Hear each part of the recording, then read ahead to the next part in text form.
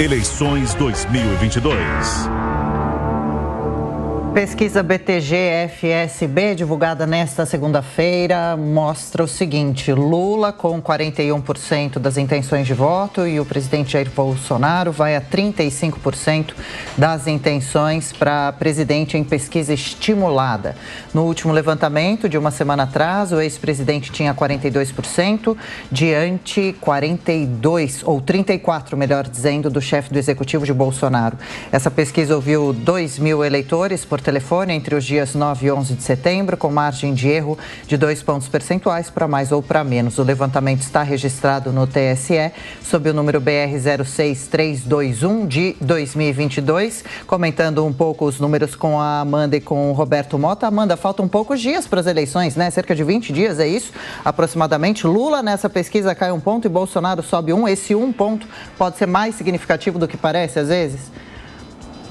Adriana, é um cenário absolutamente estável, estatisticamente estável, aliás, há muitas semanas. E veja só, no pós-7 de setembro, que parecia ser aquela bomba de nêutrons, aquela cartada, uma das mais importantes cartadas da campanha Bolsonaro, que as pesquisas vêm mostrando. Já foram várias divulgadas nesse pós-7 de 9, a começar pela Datafolha, que captou esse cenário integralmente, porque foi a campo na quinta e na sexta-feira, e o 7 de setembro aconteceu na quarta, e mostrou um cenário estável, uma diferença, uma oscilação positiva de Bolsonaro de 2 pontos. E essa pesquisa da FSB, que é feita por telefone, o Datafolha vai a campo presencialmente, mostra uma oscilação negativa de Lula de apenas 1 ponto e uma positiva de Bolsonaro de 1 ponto. Então, todo aquele estrondoso movimento de rua, manifestações gigantescas, como dizem os bolsonaristas,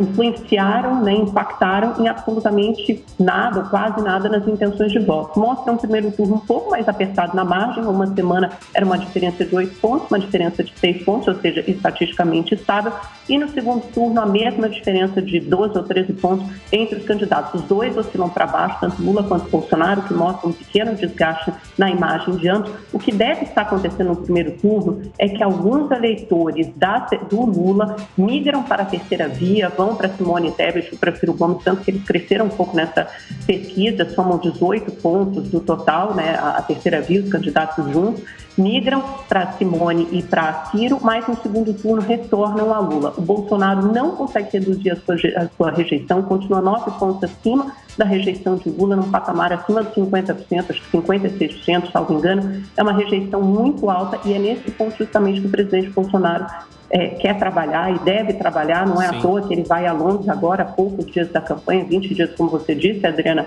vai embarcar para Londres e depois fará o discurso de abertura na ONU em Nova York, justamente para mostrar que ele não está isolado. Ele quer mostrar que não é um pária internacional, tentando reduzir esse flanco da campanha dele, que é a rejeição. Sim. No segundo turno, se a gente for observar, basicamente, fazer uma conta grosseira, de cada 4 eleitores que preferem outros candidatos, de cada 4 eleitores, 3 vão para o Lula e 1 opta por Bolsonaro. Por isso, essa larga dianteira do Lula no segundo turno. Isso pode mudar? Eventualmente pode. Mas até agora, o que temos observado nas últimas semanas é uma mudança muito pequena, conta-gotas, no cenário que, segundo os estatísticos, é estável.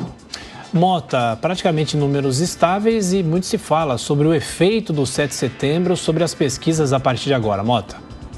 Pois é, eu tenho que concordar com a Amanda.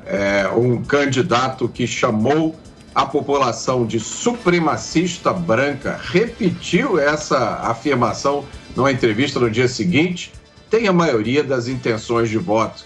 Um candidato que chamou milhões de pessoas, eu estava lá, brancas, negras, pardas, segundo a classificação que ele mesmo gosta de repetir, né? Para esse candidato, as pessoas são, na verdade, a cor da sua pele ou a sua preferência sexual. Eu estava lá, tinha todo tipo de gente. O candidato chamou essa turma toda de racista, criou na cabeça dele lá uma imaginária Cuscuz Clã, que virou motivo de piada. Esse candidato está na frente. O outro candidato, o que levou milhões de pessoas às ruas do Brasil durante o 7 de setembro, o candidato que resgatou o sentimento de patriotismo, fez milhões de pessoas vestirem verde e amarelo, se tornou símbolo da bandeira nacional ao ponto de uma juíza resolver proibir o uso da bandeira nacional.